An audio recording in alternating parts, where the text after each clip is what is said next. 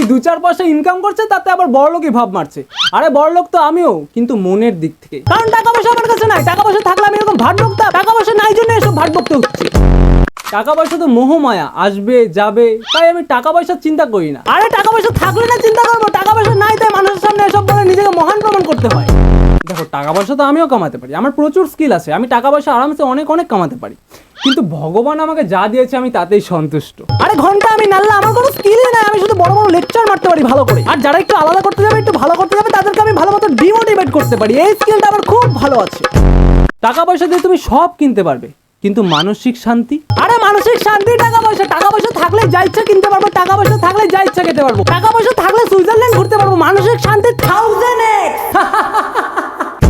কিন্তু যাই বলো, টাকা পয়সা একমাত্র ভালোবাসার কাছেই হেরে যায়।